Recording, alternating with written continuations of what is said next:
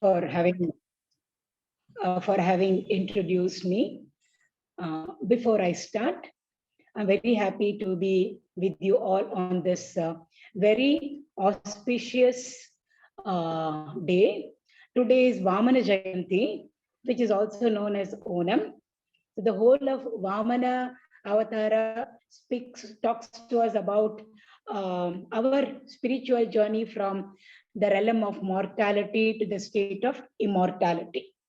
And also today happens to be Parama Guru Sri Swami Shivananda Ji Maharaj of Divine Life Societies Jayanti, who also happens to be my Guru Swami Chinmayananda Ji's Diksha Guru. So with that, I will start with the Vishnu Sahasranama. An introduction or a brief, bird's eye view of the importance of Vishnu Sahasranama. I'll take up the origin and its source first, the chanting. Later on, we go into its glories and its benefits. Why we should be taking up the chanting of Vishnu Sahasranama. We have more than one Vishnu Sahasranama, but the most popular one is from the Mahabharata, which most of us hear, chant, etc. The Vishnu Sahasranama is called as a stotra. Stotra is made up of two words, stuti and trayate. Stuti means to glorify. Trayate means to cross over. So all stutis will not become a stotra, but all stotras, yes, are a stuti.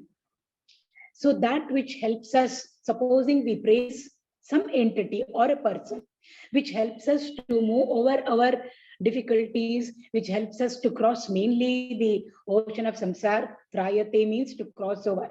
What is it that we want to cross over? We want to cross over our difficulties, yes, problems in the beginning, but ultimately we want to cross over the ocean of samsara, and which will lead us to fulfillment, mukti, moksha, enlightenment, trayate. So therefore, Narayana Stuti or Vishnu Stuti, which definitely will help us to cross over the ocean of samsara, is called as a stotra. Amongst all stotras, Vishnu Sahasranama is called as Stotra Raj. And like I told you, we have picked it up from the Mahabharata. That's the one which is very, very common. The Mahabharata itself is very, very unique. I'm going into the source of the Sahasranama. It's called as the Panchama Veda. So we know what is the contents of the four Vedas. And all that we knew of Mahabharata was, oh, it's a story. It's not a story. Because the Mahabharata itself is equivalent to the four Vedas. It is the fifth Veda. So therefore, automatically we understand and we learn that the stories speak more than what meets our eyes and what meets our ears. So there is nothing that is not there in the Mahabharata. It's a huge text. It contains Sarva Shastras, all Shastra is there. Sarva Jnana, all knowledge is there. And it is a Dharmasara. That's very, very important. It is the essence of Dharma. To make it simple, what is Dharma? In this place, in this given time, in this particular situation or occasion, what should I be doing as a human being, which includes not only my welfare and well-being, but it will take into consideration everybody's welfare and well-being. So there is progress over there. It's moving forward and moving higher. That constitutes Dharma. The Dharma can keep changing from place to place, from time to time, from person to person. So Mahabharata, it's the name itself. Ratha means to revel in, to enjoy, to revel in. In what? Bha. Bha means light. We always liken knowledge to light. So Bharata means to revel in knowledge. When we add Maha, it becomes the great reveler of knowledge.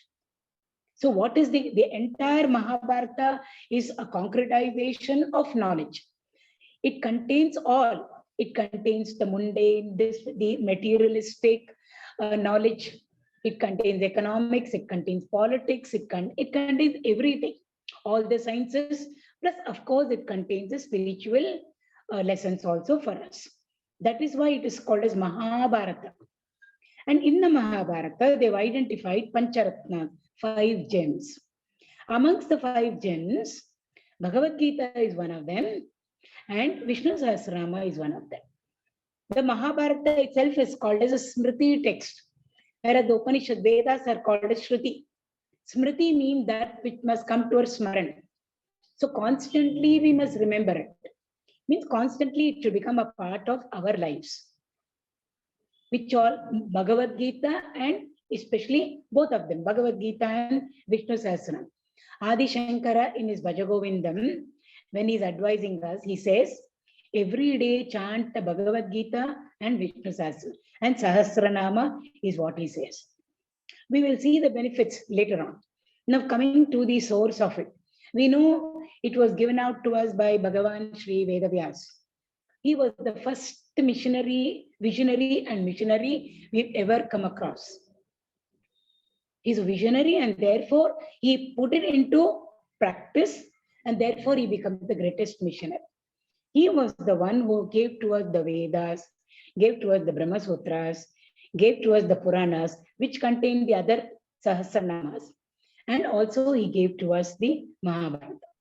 So there are a lot of stutis, stotras in our Purana, in the Mahabharata, all which have been attributed to Bhagavan Sri Vedavyas. So much of knowledge. Now, when he sat down to give to us this great text called Mahabharata, he wanted a scribe, somebody who will take it down, because thoughts will flow extempo. He needs somebody to write. So he's supposed to have gone and asked the creator Brahma to give him a suitable steno, scribe. And he said, who else but Ganapati? Just now Ganapati festival is over.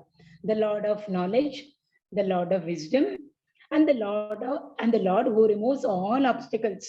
Vigna, Harta, plus he can put obstacles in our life to help us to improve. Vigna, Karta also is.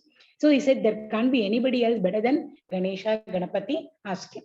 So he invoked Ganesha and he came. So what do you want? I want you to take down. Ganapati said, knowledge. He said, agreed, but I have a condition. And what is the condition? You must constantly keep on narrating to me whatever you want to narrate. I will keep writing. And I go at supersonic speed. If you stop in the middle, I will get up and go away. That was his term and condition. Bhagavan Vedavyasa was no less. He said, I also have a condition. What is it? Whatever comes out of me in the form of words, you have to understand it and then write it down. Said, okay. So we are told as they were going through this Leela of bringing forth the Mahabharata, now and then, Bhagavan Vyasa would put in a very complicated, bring out a very complicated verse or something which Ganapati had to think of or little reflect on, maybe for a few seconds. I mean, that's the story. But it's so beautiful to know, for us to know how beautifully two great personalities came forward for us to have the Mahabharata in front of us. So the Vishnu Sahasranama is incorporated in the Mahabharata. Now, to whom was it given? When was it given out? In what circumstances was it given out? Is also another beautiful incident. After the entire Kurukshetra war was over, the battle between the good and the bad was over. Where was it? Where did it take place? It took place in Kurukshetra. Kurukshetra means work field. A work field can be outside of us, in society, in our house, in the society. A work field can be within us. Field of activity is Kurukshetra. Therein, the positive and the negative come face to face with each other. Every moment, there is a Kurukshetra war happening in society, in our domestic areas, in our households, within people, and within ourselves also, between the good and the bad in us. So the war was over and we know who won. When Bhagavan Krishna had given out the Gita to Arjuna and the war was about to start, Yudhishthira, the eldest of the Pandavas, got down from his chariot, went up to Bhishma Pitamaha and took his blessing. He invoked his blessings. Bhishma Pitamaha very beautifully told him, you are always on the path of Dharma. Where Dharma is, Bhagavan will be there. Krishna is there. Where the Lord is, victory is sure, Vijaya is sure for you. You don't need my blessings at all. You just go and do whatever you are supposed to do. Do your kartavya, responsibilities, is how he sent him back. It's so beautiful. So that's how Yudhishthira was. That's how the entire war started. After that, we know the war, they waged a war between the two force parties, 18 days, and we know who won. The one who was on the side of Dharma won. And afterwards, Bhishma Pitamaha was lying down on a bed of arrows, waiting for Uttarayana Punya Kala to come. Now, each of these incidents have a philosophical, Vedantic significance. I don't want to enter into it because we'll get stuck over that. Why did he wait for Uttarayana? There is a beautiful, significance for it. So he was waiting. Yudhishthira is already crowned the king. Krishna has not yet gone to Dwaraka. So one day in the morning, after his usual prayer, etc., Yudhishthira comes to meet Krishna. He finds him very, very silent, almost very contemplative. Krishna is not like that, bubbling and busy with activity. This is what makes you, Krishna, so silent today. Any problem in Dwaraka? Any problem over here? Please tell me. Yudhishthira asks Krishna. Krishna then tells him, do you know Bhishma Pitamaha is there lying on the on the battlefield of Kurukshetra on a bed of arrows, waiting for Uttarayana. He will quit his physical body. Do you know if he quits his physical body, what knowledge will just go away with him? He has spent years acquiring the knowledge. Why? He was the son of Ganga. Ganga represents knowledge. Gam means knowledge. Ga means to flow. So the very name Ganga represents the flow of knowledge. He is the son of Mother Ganga. So many years he acquired the knowledge, assimilated it, digested it into practice. There is no area that is not familiar to him, knowledge-wise. All that is just going to go away within Yudhishthira. Why don't you go and seek all that knowledge from the great grandsire? Yudhishthira agrees and asks Krishna also to come with him. So Krishna goes, Yudhishthira also goes to where Bhishma Pitamaha is lying down, and he asks him. Bhishma Pitamaha says, I don't think I will be able to give out to you whatever you want, in whatever field. And also you have Krishna with you. Why me? He says, no, grandsire, I want you to give it out. Then Bhishma Pitamaha invokes and prays to Lord Krishna. Suddenly, all his pain, the suffering, he transcends all of that. And he is able to now communicate all the knowledge to Yudhishthira. So Yudhishthira keeps on asking questions, and Bhishma Pitamaha goes on answering all of them.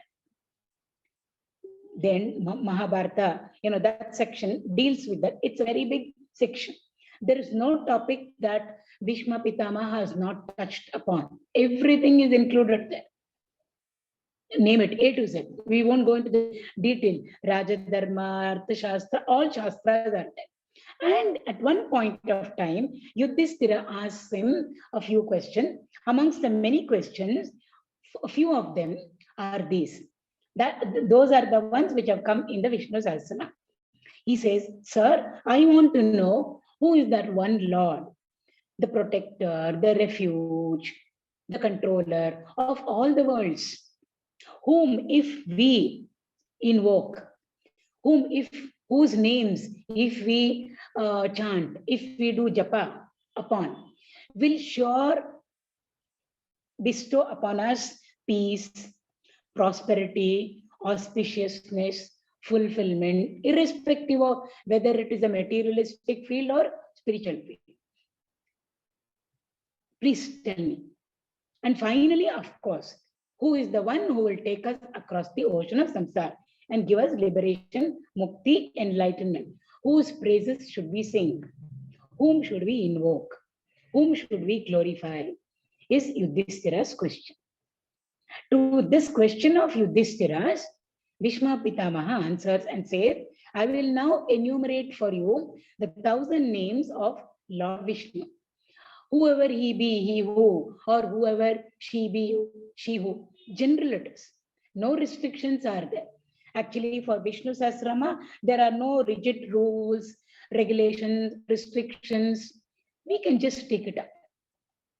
So I will now share with you the 1,000 names of Lord Vishnu. Is how that's how it starts. And he concludes at the end, after having given out all the names of the Lord, the 1,000 names of Bhagavan Vishnu, finally he said, I have given out to you everything. Unconditionally, I have given out everything to you. Whoever he be, whoever he be, he who takes up this Vishnu Sahasranama with Shraddha and Bhakti, nothing untoward can happen to that person. He says, Na Vasudeva Bhaktana Ashubham Vidyate Kvachit. Vasudeva Bhaktanam. To a devotee of Vasudeva, to Bhagavan Narayana, Na Ashubham Vidyate. Ashubha cannot even come and touch them. Kvachit, never ever is the word he uses over here. So that's how he gives out the entire Vishnu Sahasranama. And after that, there is a Palashruti also. Because we always want to know the utility part. If I chant the Vishnu Sahasranama, if I hear the Vishnu Sahasranama, how will it benefit me? So therefore, there is a Pala also. Whatever we want, we can take up a Sankalpa for wanting something, longing something in our domestic field. As a householder, we can take up a Sankalpa. I will chant the Vishnu Sahasranama, Lord, I want this in my life. It's perfectly okay. Or Bhagavad Priti. I don't want anything. I just want to chant your glory. That's it. So that's also fine. So ultimately, but nothing untoward can happen to a person who takes up this chanting. So the Palashruti is also there. And this is the entire Vishnu Sahasra Nama, which is there in our Mahabharata. Now, the 1,000 names, I already did say Adi Shankara, when he was with his guru, Sri Govinda Padacharya, his guru asked him to write a Bhashya commentary first on the Vishnu Sahasranama, not on any other text. So the first Bhashya that Adi Shankara wrote is on Vishnu Sahasranama. He brings in the Nirguna aspect over here because Shankara is Advaita. But all our masters, Ramanujacharya has brought out a beautiful glorification of Vishnu Sahasranama. Madhvacharya says the Vedas means the Upanishads, can be interpreted in 3 ways. The same thing can be interpreted in 3 ways. It's all a way of viewing it, perspective. The Mahabharata can be interpreted in 10 ways. But the Vishnu Sahasranama, every name of the Lord, every Nama of the Lord can be interpreted in 100 ways. So we can imagine one Nama or one name of the Lord. It represents for us, there is a word meaning. In different names of Bhagavan Narayana or Vishnu. Because we have restricted ourselves to Vishnu Sahasranama. So there is a Saguna aspect. The name indicates a particular form to us when we chant or when we hear it. But underlying that is the Nirguna aspect also, the Brahman part. The essence of what that Nama or name means is also there. That's what Adi Shankara has dealt with. So each name of the Lord is a very, very beautiful pointer for all of us. What does it point out to? It points out to us the Lord. Whether it is Saguna, we are worshipping the Lord with form, or we are worshipping the Lord nameless, formless, attributeless. So our mind in our seat of meditation has to turn in a particular direction, not the mind. The mind's attention has to move in a particular direction. In which direction must my mind's attention move? In a direction suggested by the names over here. The significance part, not the name. What the name suggests to us, it is called Lakshanartha, not the Padartha. So each nama is so, and Samskrita Bhasha allows it. Deva Bhasha it is. So lots of things can be packed. It's like packing a suitcase, allowing us to pack more and more and more things. Why? Its elastic limits are limitless. So we can put anything and still it will take it. Every nama of the Lord is like that. It can take in so much of meaning. We can keep on churning and churning and churning every name, and it will yield to us more and more and more significances and suggestiveness for us. That's how it is. The great. In fact, we have been doing the Vishnu Sahasranama. I've started every Thursday 4 to 5. I just finished a class. And then I mean to do 2 shlokas or 3 verses per hour, but it just doesn't work out like that at all. 1 or even half a verse in 1 hour. By just taking into consideration 2 or 3 meanings, it just shows to us how much is there in it, expansive wise and depth wise.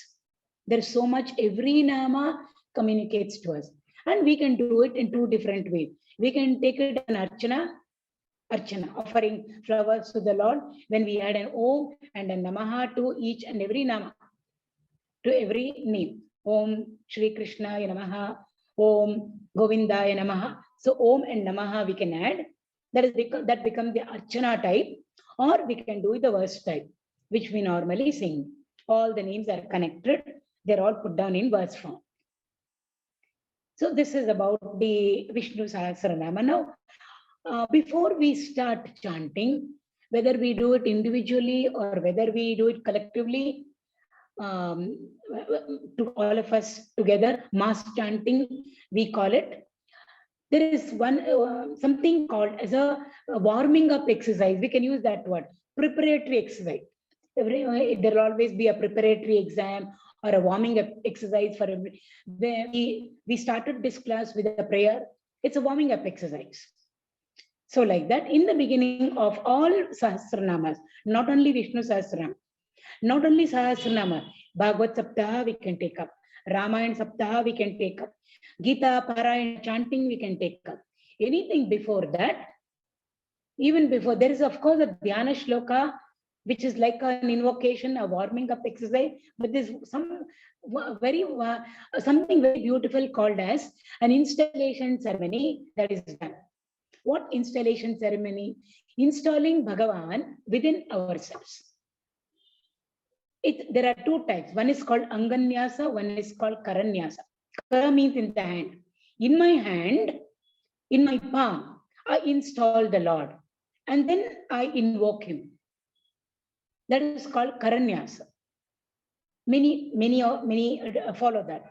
The other one is a little more easy for us. It is called Anganyasa. Anga means body. In our body, we install the Lord. He's already there, but it's all for our mind to gather its attention, which is also distracted, diverted, and come to focus, are all these exercises. So there is a very beautiful installation. I'm not going into the details because that itself will take 1 hour. So Anganyasa. So in Anganyasa, techniques are used using hands, mudras, we can say. Not exactly mudra. We use our hand, we use our fingers, we use phrases from the Vishnu Sahasranama, if it is Vishnu Sahasranama, and then install the Lord in our own heart, the spiritual heart on the right side. When the Lord is seated in our body, in our heart, automatically the body becomes a temple. So if he is there in our heart, then all his powers should be with him. All his Shaktis must be with him. All the power, all his powers should also, they always accompany him. Therefore, in different parts of our own body, we install the various devatas. We install the Guru, of course. Then we install the Vak Devata, without whom we can't even chant. Then the main thing is we install the Lord within our own heart. And then we need protection from unwanted obstacles, hurdles. Therefore, we have to wrap up ourselves, security people around us. All those things are, they're very beautiful. It's called as Anganyasa. So normally when they sit down to chant the Vishnu Sahasranama, the Anganyasa is a part of it. And after that, they do the Shantakaram Bhujagashayana, that meditation verse, and then take to the Vishnu Sahasranama Parayana. So once we have finished, going through the Anganyasa, it's all again Shraddha Bhakti over there. So it's all an attitude and a bhava. We have become extremely holy. We become extremely sacred because now the Lord is in me. And then now I am a sitting temple. So that bhava, when it comes to us, automatically now Lord is not separate from me. So the chanting of the Vishnu Sahasranama becomes more and more effective, meaningful, purposeful for all of us.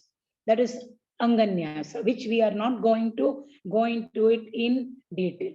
So Anganyasa is then installing the Lord and the various deities within our own body, in different parts of our body, while sitting down. Then we take the Sankalpa with a little water in our hand, and then take the Sankalpa, whether we are chanting it for somebody or for some purpose, or just for the sake of the Lord. And then we do the meditation verse, Shantakaram Bhujagashayana, and then go into the Vishnu Sahasranam. That is. Then now, where are the roots of Vishnu Sahasranam? The source, the Moola, we say, the prime source of Vishnu Sahasranam. It comes from the Rig Veda. So of the 4 Vedas, we know one of the Vedas is Rig Veda. Vishnu Sahasranama is traced to the Rig Veda.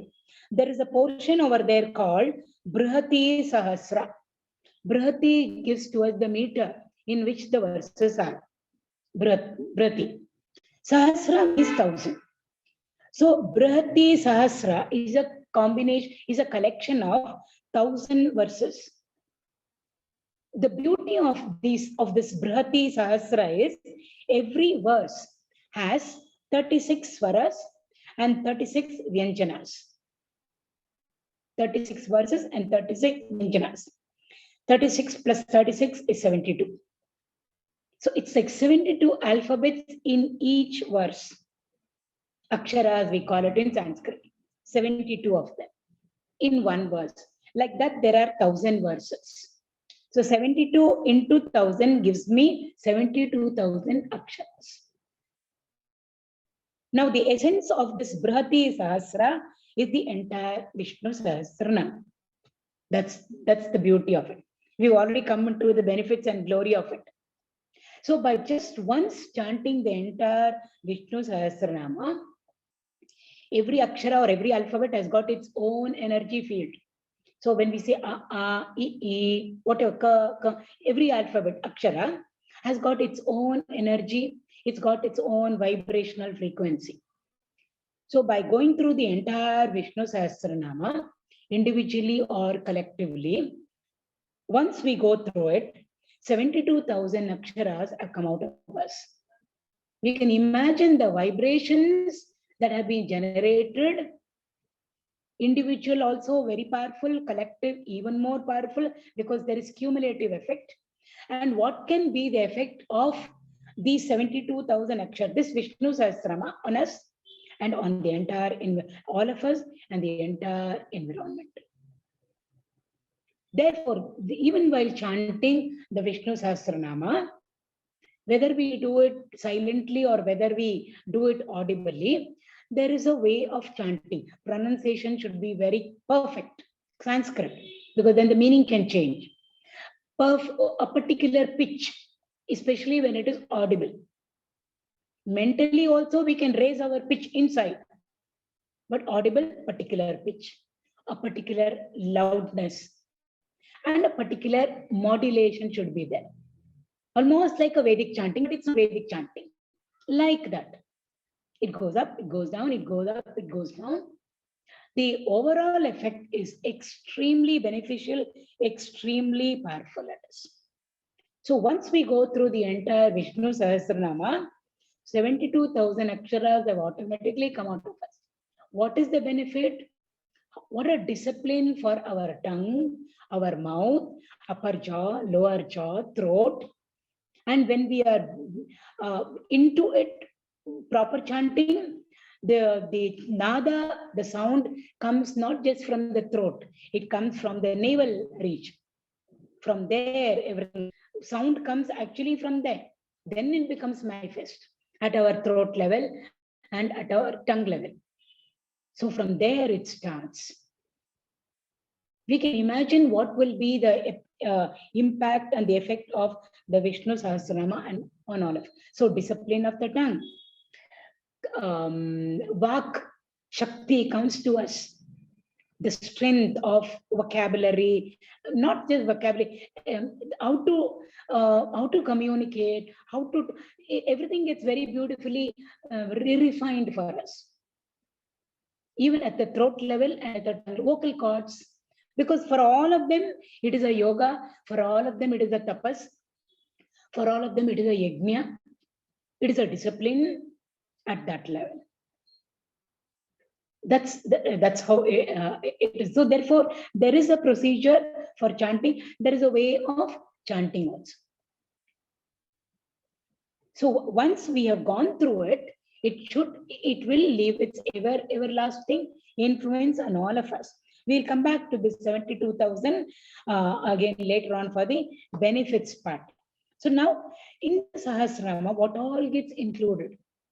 All devatas are included over there. The he aspect. We're not talking about gender, masculine gender, feminine gender. If he is Vishnu, she is Vaishnavi. Lalita Sahasranama is there. Shiva's name comes in Vishnu Sahasranama. Vishnu's name comes in Shiva Sahasranama. So Lord is one. Only we are conceiving him differently. Then the formless attribute, and then when we give him a form with a name also. So all deities, all starting from the Trimurtis, the three, they're just offices, the power of creation, the power of sustenance, and the power of dissolution are our Brahma, Vishnu, Maheshwara.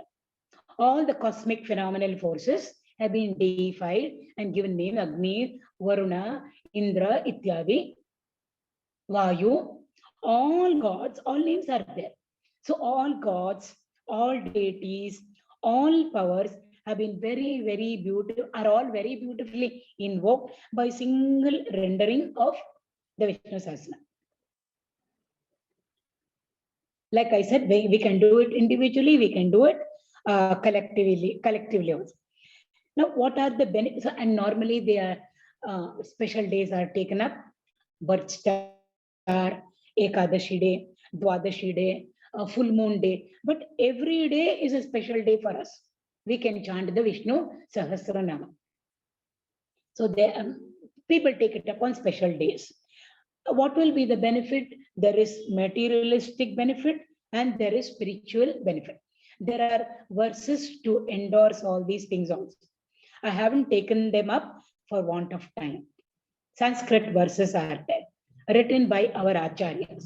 I already did say Vishnu Sahasranama is called as Stotra Raj, king of all stotras, it is called. So what all will it confer on us? It will confer everything that we want: peace, prosperity, welfare, material wealth, Aishwarya, fame, glory, courage. We want knowledge.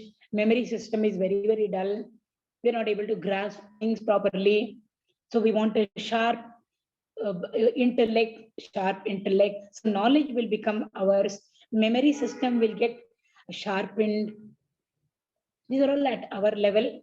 And then it's a greatest healer of diseases, Adi and Vyadi. Physical diseases as well as mind. Mind has got its own diseases. Disease means I am not at ease. Mind has got its own problems. Intellect, of course, has got its own problems. A tamasic intellect, an anxious mind, an agitated mind, a distracted mind. These are all diseases of our inner equipment. The body has got its own list of physical diseases. It becomes a healer of all diseases. Finally, what will it confer on us? It will confer on us mukti moksha, which means it will destroy our samsaric bondage. That bondage which we want to get over. We are all got caught up in samsara. So we are all got tied up. Somebody has to cut those knots and make us free. Freedom is mukti, is nirvana. The Vishnu Sahasranama is capable of doing that for us. And there are particular verses, even in Lalita Sahasranama, in the Bhagavad Gita, in Hanuman Chalis, there are particular verses which are taken up for particular problems. So if somebody is having a problem with the, what shall I say, not good in studies, chant these shlokas. Intellect will become brighter. Take it up 11 times, or take it up 21 times. Or it can be name it A to Z, all our problems, challenges, hurdle, all our ordinary domestic problems are there. We want to get over this. We want to get over this. Somebody is sick. Somebody is not able to cope up with something. Somebody is disturbed, not getting sleep. For everything, there is a verse that has been identified, which if we take up with faith and with devotion, sure, it will help us to get over that problem. The stars, we are all born under a particular star. The birth star we all have. There are 27 stars. From, I think, Ashwini is the first star and Revati is the last star. Each star has got 4 phases. PHASES, phases. Pada, we say.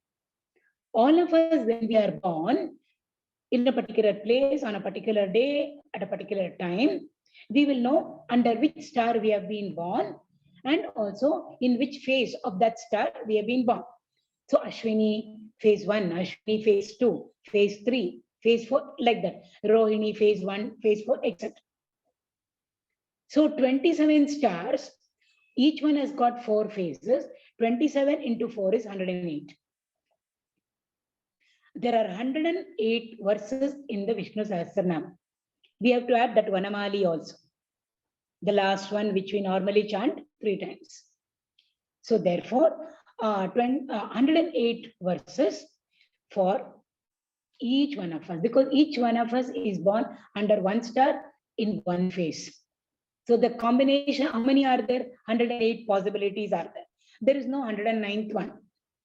So all of us can, if we know our star, and if we know in which phase of that particular star we were born, we can identify that it becomes our private personal verse for us, shloka for us, which our masters say, if you take it up as a Maha Mantra, it will do immense benefit to us at all levels.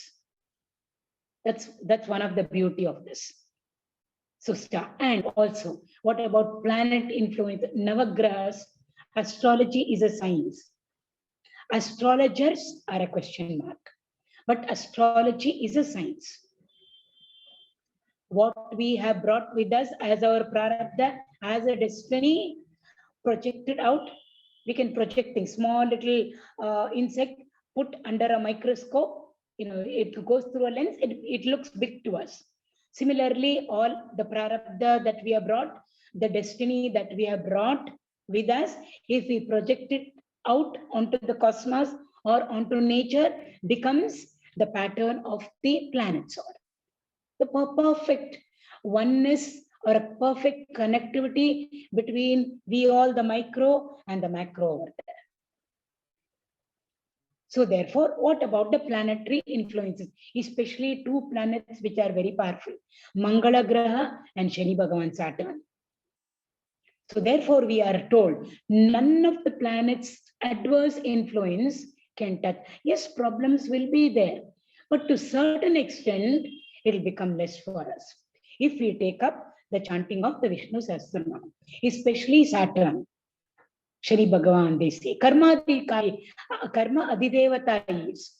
So whatever karma we have done earlier, the karma pala, if we have not yet gone through it, now we have to go through it. Good or bad, he brings to us. He never brings only negative or bad. There's only not only punishment or bad. Both will come to us.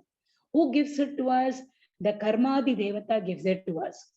Who is being deified as Saturn, Shani Bhagavan. Now, in our life's period, 7.5 years is called as Shani's period. They call it Sade Sat.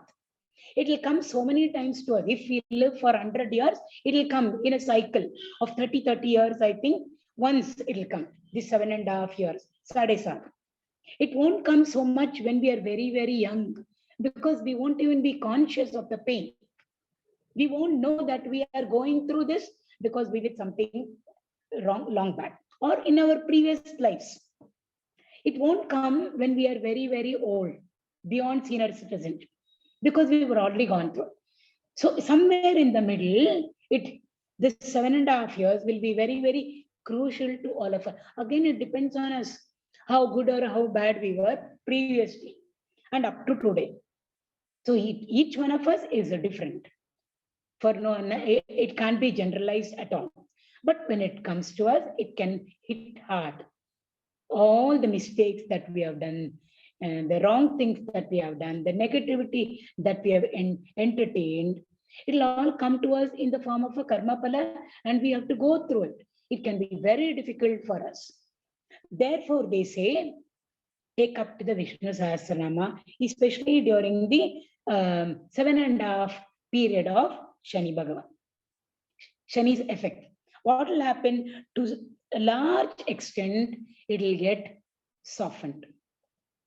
It will come, it has to come, but somewhere, either it will be cushioned, or maybe we will become very, very mature, strong, to be able to handle that difficulty.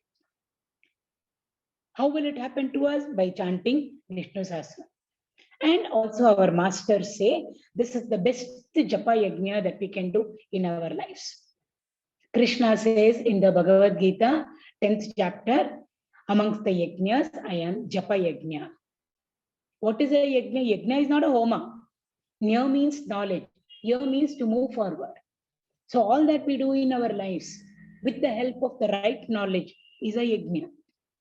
That is why Krishna says, convert all your work into worship. Means, don't do anything as a labor, as a work. Do it as a worship. Do it as a yajna. So Bhagavan says, amongst all yajnas, so now materialistic activities also have become a yajna. They are no more materialistic when it becomes a yajna. Amongst all yajnas, he says, I am japa yajna. Japa yajna means to keep on chanting the Lord's name. So chanting the Vishnu Sahasranama is the best japa yajna that we can do. In fact, in some traditions, I think it is in Kerala, newly born first child, what is told in its ear, Vishnu Sahasranama is poured in. Such a beautiful tradition. Many of us have lost it all. The first thing that is chanted into the ear of the child is the Vishnu Sahasranama. It goes inside. At that state, it goes inside. So they have a tradition of chanting the Sahasranama to the newly born child. Then what are the benefits and what are the glories? We were talking about it. Our masters say, it is chanting once the Vishnu Sahasranama is equivalent to visiting 1,000 pilgrimage centers. And because it is Vishnu Sahasranama, Vaishnava Kshetras. We all know the importance of pilgrimage. We should know the importance of pilgrimage and then go. Otherwise, if we do it like a picnic or a parting, then it's of no use.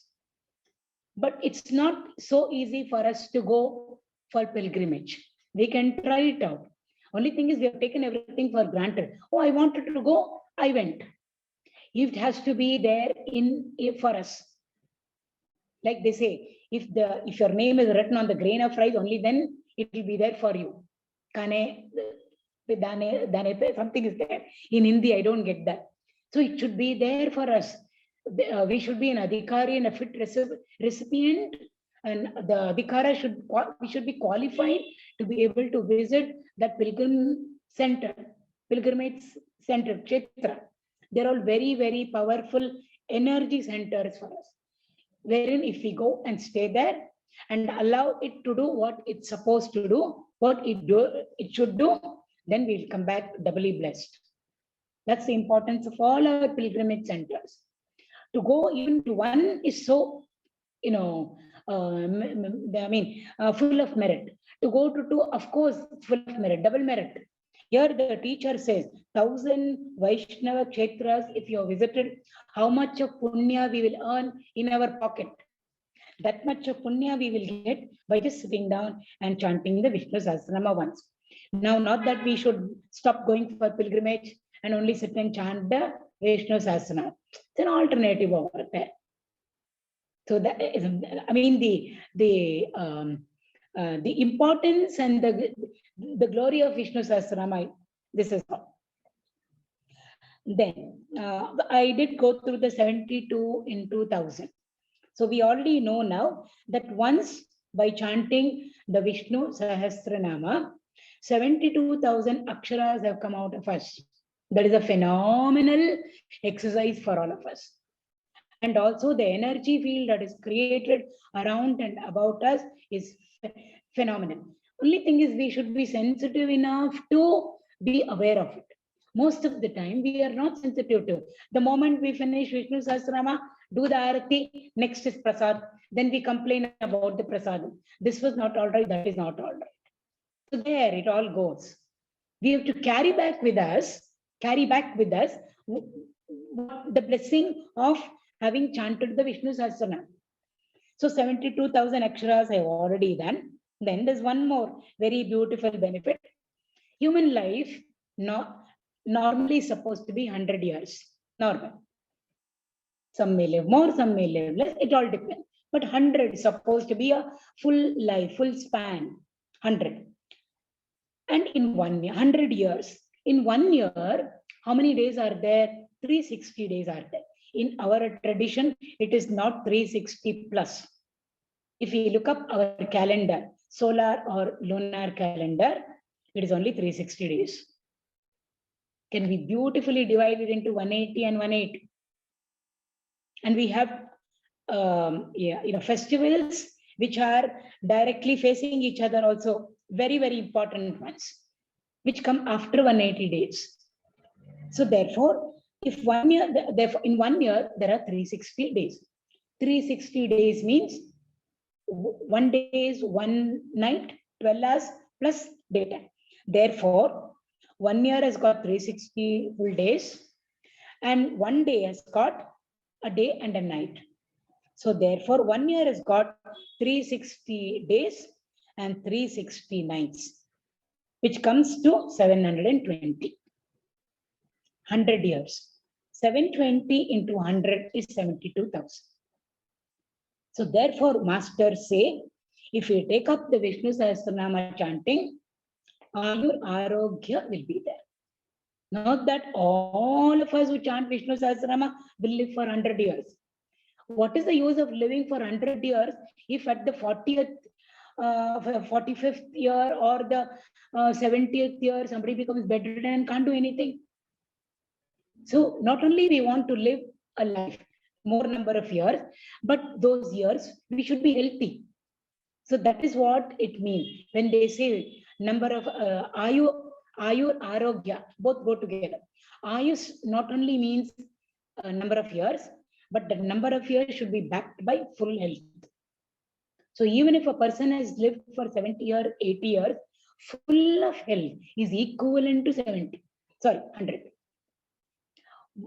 what will bestow upon us all these things? Vishnu Sahasranama will bestow upon us all. And then 108 verses are there. Our breathing in and breathing out per day, normal, average, 21,600 divided by 2 is 10,800. 108 verses are there, multiplied by 100. So automatically pranayama gets taken care of. Our Ayush lifespan gets taken care of. Arogya, health gets taken care of. Whatever we want in our lives, if we make a sankalpa and sincerely ask of the Lord, sure, it will happen to us. So everything falls into place by chanting the Vishnu Sahasranam. I mean, there are more benefits. There is more to it. I have just put down a few of them so that, to communicate because of the time factor over it. So these are some of the benefits and some of the glories. Earlier, we went into the origin and source of it also. And very beautifully, there is a way in which the namas have been threaded also. I'll just take another 2-3 minutes. How does it start? How does it end? Is it an haphazard collection of names? No. Just pick out some 1,000 names of God and then put them all one after the other mechanically without any thought. It's not like that at all. Very systematically, very scientifically, the verses go one after the other, and the nama also goes like that. So when we start, Om, we say, what is Om? Om is not God. Om is not Brahman. Om represents Brahman for us. Om indicates to us Brahman, to us. So therefore, Om we start with, then we come to the name, the form, the qualities. So it becomes Vishnu Sahasranama or Shiva Sahasranama or Lalita Sahasranama. So name will change, form will change, etc.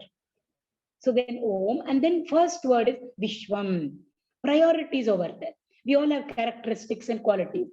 So many, which is a main quality. She's a stranger, she has come as my neighbor. She must be having so many qualities. What is one quality prominent which you saw in her? It's like that. So which is the Bhagavan has got so many characteristics, qualities. Hari Ananta, Hari Katha Ananta, Hari Guna Ananta. Ananta Kalyana Guna Paripurna is. We can't count. Ananta. So therefore, somewhere there, therefore it starts with Vishwam. What does Vish mean? Vish means to enter into. So the main quality, the most important, priority-wise, quality of Bhagavan. He is this, he is that, he is everything. So many glories are there. But the main thing is Vishwam, means he has entered into everything and every being that has been created. The Creator created creatures. And what did he do? He entered into it. That is why we are called as a creature. He created, then the creator created the created, entered into it, therefore we become a creature. So first and foremost thing, that's what all our Vedas are saying, Upanishads are saying, Gita is saying, every religion talks the same. The Lord is in everything and in every being, small or big. In the God particle also he is there, in the cosmos also he is there. Smaller than the smallest, larger than the largest. Lighter than the lightest, heavier than the heaviest.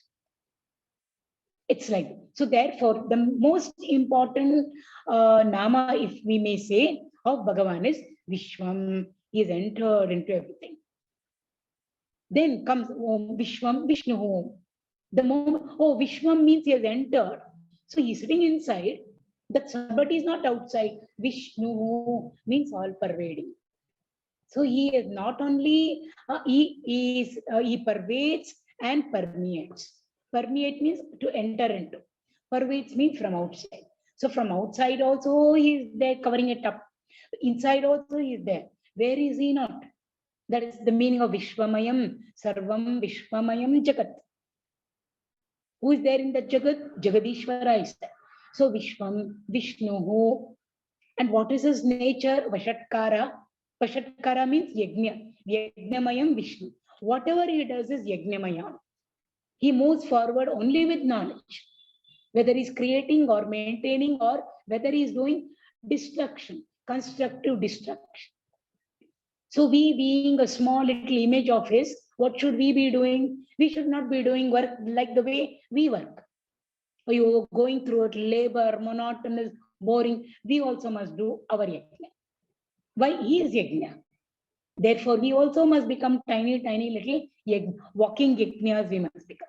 First three. Then again, the next is, so all pervading space taken care of. The next is Bhuta Bhavya Bhavat Prabhu. What about time, space-time world we are living in? Who told? Einstein told us. Rishis also have told us. So he is the Lord of the past, he is the Lord of the present, he is the Lord of the future. See how beautifully just those 3 or 4 words have included everything that we need to know of Bhagavan. Then comes all his glories. We can go, but then the time factor. Finally, what happened? If we see the end of Vishnu Sahasranam, we are perplexed. Why all Bhagavan's weapons are being indicated over there, and the word Yajna comes over there. Yajna Krit, Yajna Brit. These are the words which come over there. So after all of this, finally, we are being told, whatever you are doing, convert it into Yajna. That's what Krishna is saying in and through the Bhagavad Gita. Even Vishnu Sahasranam. Oh, I finished saying it today. I knew by heart. They never knew. See, their ego is coming. Or I chanted very well, she didn't chant. Or something will come to us. So nothing will be Yajna, it will become a Yajna. For a Yajna, Bhagavan says in the Gita, there is no happiness here or hereafter. There is no life here or hereafter. So everything must be aligned to Yajna. Therefore, at the end of it, it's like a warning at the end. The warning for all of us. Everything should be Yajnamayam, Yajnamayam, Yajnamayam, Yajnamayam. Why? Vishnu is Yajna. Therefore, we are all nothing but a tiny part. We are the macro in a small form. Jivatma is nothing but Paramatma in small form. Therefore, we also must do our Yajna. So it's being literally hammered into us, Yajna. Now to convert all our work we are doing, right from getting up in the morning to sleeping, into a Yajna, not easy for us. Why? Mind has got all the Rakshasas and the Asuras inside. All the negative qualities, bad qualities, everything inside. Kamsa, Hiranyakashipu, Hiranyaksha, Jarasandha, name it, Duryodhana, Ravana, Kumbhakarna, all are there in us. All of them have done their tapas and sitting inside us. Have told the Lord, we can't be easily destroyed. You give me this vara. So Bhagavan has to come in different forms. Bhagavan has to come with different ayudas or equipment to annihilate all of them where not outside, inside. I mean, I'm making it very short. The last few verses can be taken up very beautifully again. Expand on it. So therefore, at the end, we are invoking what? We are invoking all the weapons of Bhagavan. That's what we are going to do in Dasara also. The puja is there. Why? We need her or we need him, Narayana, to come not just empty-handed. He has to come with all his weapons. His bow and arrow, his sword, his chakra, his gada. Why? Different negativities in us need to be dealt with differently. So Bhagavan come. Sarva Prahar, the way it ends also. Sarva Prahanayuda Pumnamaiti. All equipments you come with Bhagavan. Don't forget anything in Vaikuntha. Why? I do not know who is there inside me and how he has to be tackled, but you know. Therefore, you come well equipped so that you can at one shot remove all the negativities in me, make me fit to do the yajna to reach you. Who is who? Who is Vishwam Vishnu? It's a very beautiful, I mean, the namas are strung very, very beautifully through and through and through. So this is a glimpse of, it's only a bird's eye view, tip of, not even the tip of the iceberg, tip of the tip of the iceberg. And at the end of it, very beautifully, Shiva tells Parvati, supposing we can't, for some reason, we can't chant the Vishnu Sahasranam, what should we do? Any upaya is there? Any shortcut method is there? He said, Rama, Rama, Rama, if we say 3 times, it is equivalent to Vishnu Sahasranam. There is an explanation for that also. But we should not do it every day. Anyway, Shiva told, say 3 times Ram Ram Ram. So today's Vishnu Sahasranama is over. We shouldn't be doing that. Bhagavan will, he sees us in and out, in and through. So therefore, in case we are unable to chant the entire Vishnu Sahasranama, Rama, Rama, Rama 3 times is equally powerful. And it stands equivalent to the entire Vishnu Sahasranam. So this is in, like I already said, bird's eye view or the tip of the iceberg, a small little introduction to the origin and the benefits and the glories of the Vishnu Sahasranama. With this, I'd like to conclude my sharing my little thoughts on Vishnu Sahasranama. And then, yes, any queries, any questions, that please do unmute and you are free to ask. I have a question. Yeah, Ramesh, go ahead. First of all, thank you so much, Ji, for your lovely description of the details.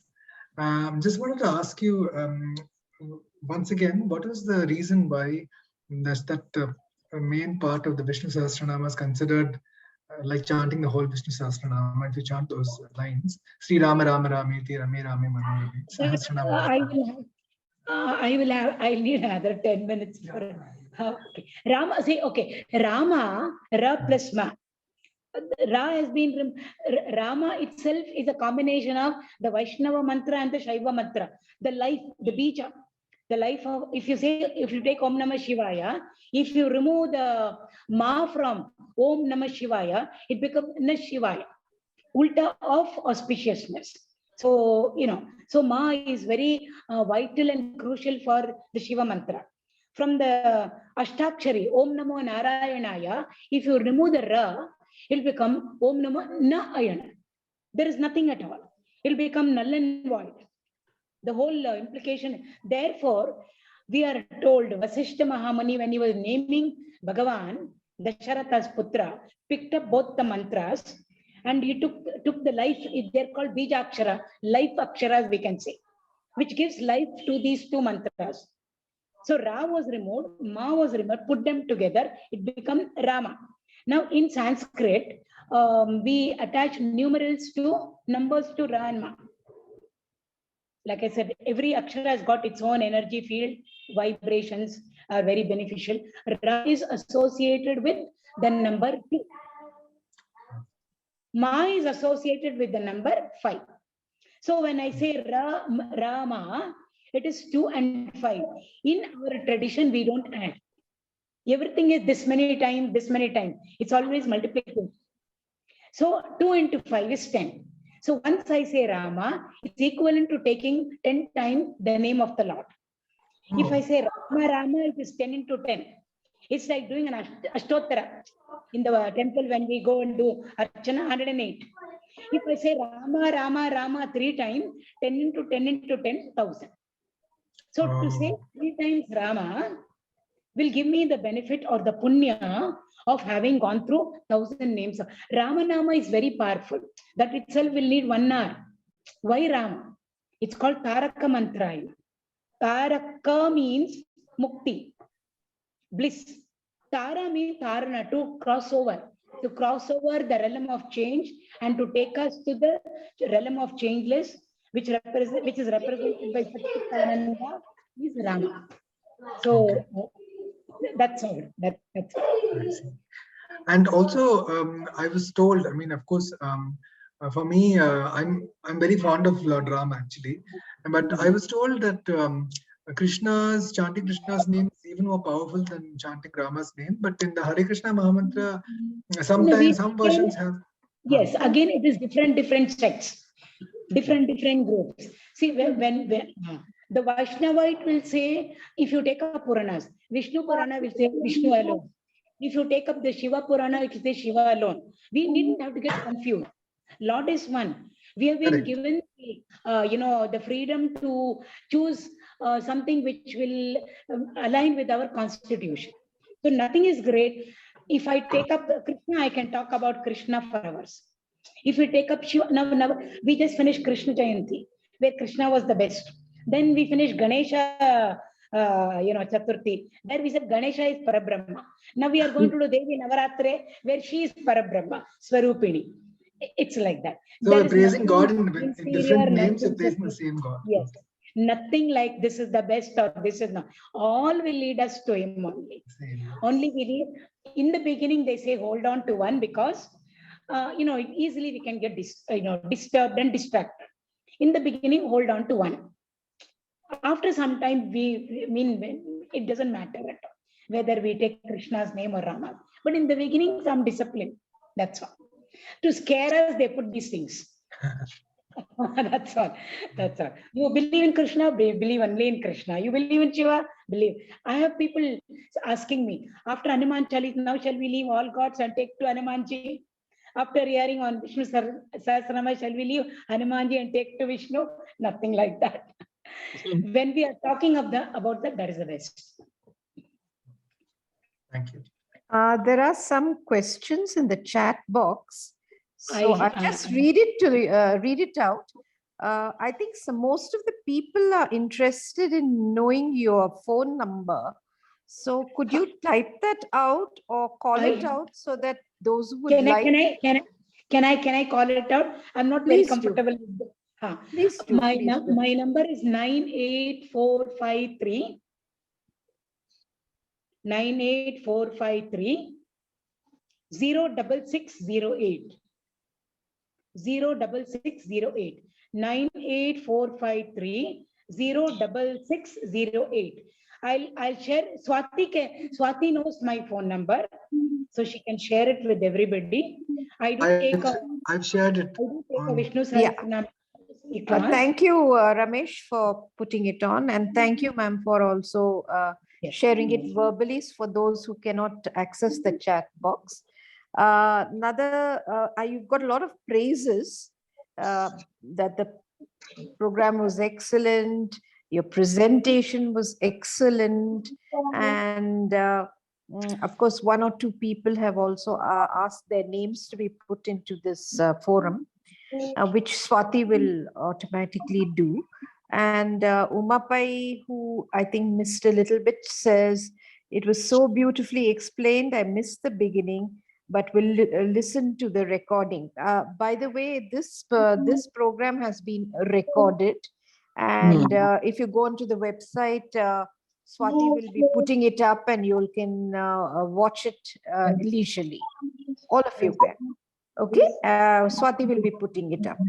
Then Ganesh wants to know whether he can get a book in English of the complete meaning of Vishnu Sahasranama. Yes, it's available in Chinmaya Mission, detailed in Vishnu Sahasranam. Please, everybody else, please mute. Let the faculties answer. No, I but today it kept repeating. When it keeps repeating, it means it's trying to tell you that Who is this? Please do not interrupt because we can hear you. Please have some courtesy to the faculty who's trying to give some information to someone who wants to know something. So there's one person, Ganesh, I know. Can I get a book in English of complete meaning of Vishnu Sahasranama? And he needs your blessing. Yeah, go ahead. It's there in Chinmaya Mission has got a Vishnu Sahasranama book in English with the meaning of all the namas. I think it may be available online also. Yes, I'm sure. It may be online. So please do try Chinmaya Mission. I'm sure because the books are also very reasonably priced. I know because Jankiram buys quite a few of them. And thank you, Ramesh, for putting the number down also, because I'm sure most people will use a little bit of leisure to write it down. And any more questions, any more queries? I have another question. Go ahead. Padmashree ji, do you also, I read in your thing that description that you also conduct these shloka classes and all that. I was thinking of putting my son through, he's a 6-year-old. So do you conduct online shloka classes? Conduct offline classes for children. Okay. But Offline. online, we have not yet decided on it because it is being done under the banner of Chinmaya Mission. So all our Balaviyar classes are offline. But then you can contact me on my phone number. Whatever is there, I can share it with you. Whatever activities we are doing, I'll share it with all of you. You can just message me and I will share it with you. Any classes, yes. Then can we learn from ma'am Geeta Naresh? That's what she's asked. Can we learn from you? The Vishnu Sahasranama? Is that what you mean, Geeta? Yes, ma'am. Yeah, you can unmute and speak directly. Yes, ma'am. We would like to, you said you were teaching, but if it is online because I'm in Mysore, we would like to learn the meanings. Yes, madam, it is online. It is on Thursday, 4 to 5. Vishnu Sahasra, it's on Google Meet. I can share you have my number, right? Yes, I'll send you a message. If you send me a WhatsApp message, I will send you the link. Every Thursday, 4 to 5.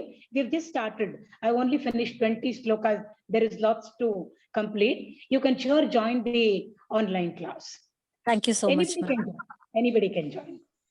Thank you, Jankiram, who has found out that the English version book is 120 rupees a copy.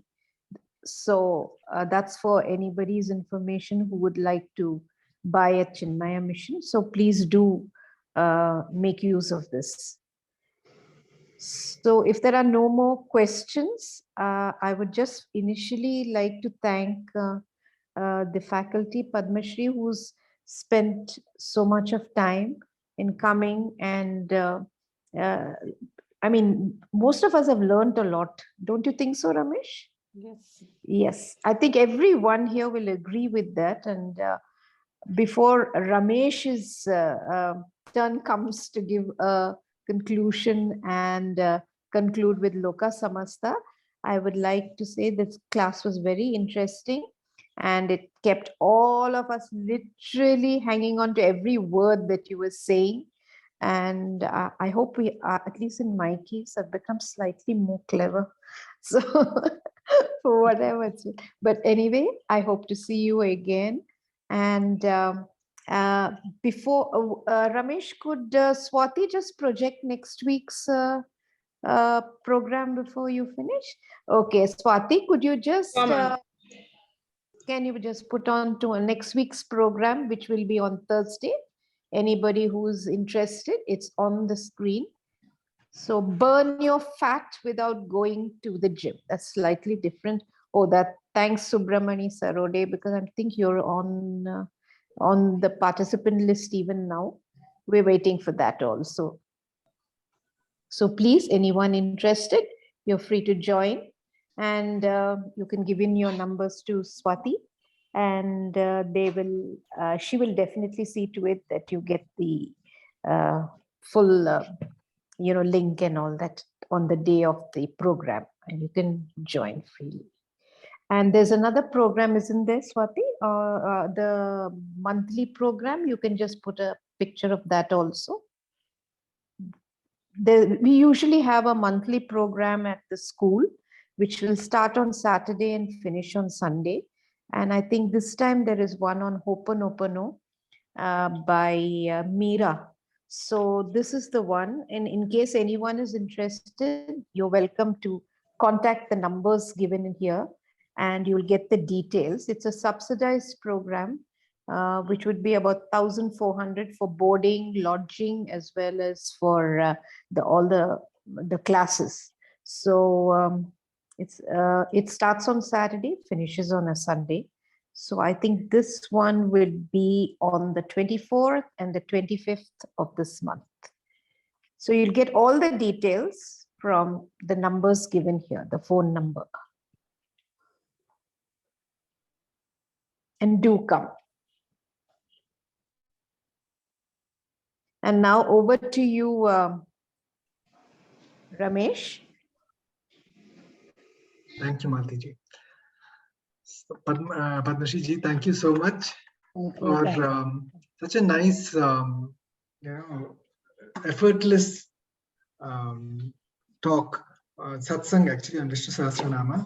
Of course, in the beginning, I was distracted by a call, but when I did come in, I could see the detail with which went into the benefits, the personal benefits, which can really be experienced by somebody who chants Vishnu Sahasranama for a long time. In fact, I must share that I was introduced to Vishnu Sahasranama when I was about 7 or 8 years old in Zambia by our Indian community. We had some friends who are Iyengar Brahmins from Chennai, and they made it a point to teach us as children.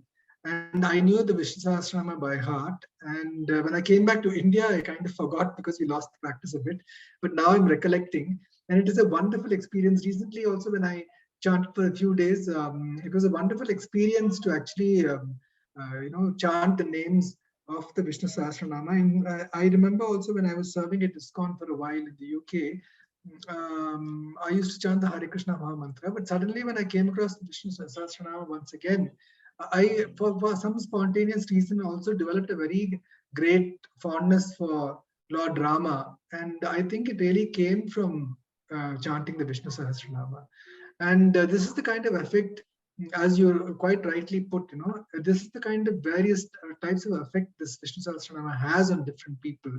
That and the wonderful aspect of that also is that it can actually support us in our material life also, to help us, uplift us out of our own prarabdha karma. And of course the scientific aspect is that it has its aksharas, and each akshara has its own energy field. And once we go through the 72,000 aksharas and come out of it after chanting the Vishnu Sahasranama, if we are really sensitive, we will feel that subtle effect, that upliftment, and that can, that cannot be taken away from us. And I can see quite clearly when you spoke that you have that resonance of those repeated chanting going through the 72,000 aksharas, for which we are all very grateful. So thank you so much for your effortless and really authentic guidance and details for us today. Thank you for having given me an opportunity to share my thought. Thank you. Thank you. Thanks to all. On that note, let us do the Loka Samasta. Today I have a special request for one of my dear aunts. She looked after me like a mother would. In fact, when I was young, she was my mother, my mother's younger sister. She's hospitalized today, so her name is Sulochana Das. So please keep her in mind in your prayers.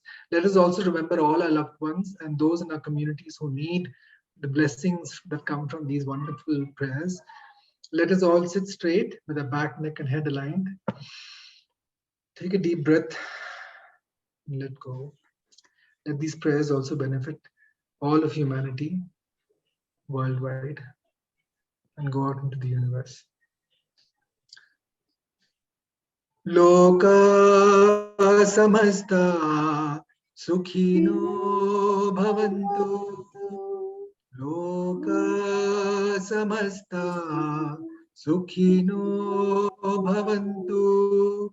Loka samasta sukhino bhavantu. Om Shanti Shanti Shanti. Om Tat Sat Brahmarpanamastu.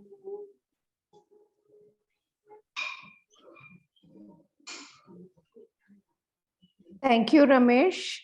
And thank you, Swati, for all the support.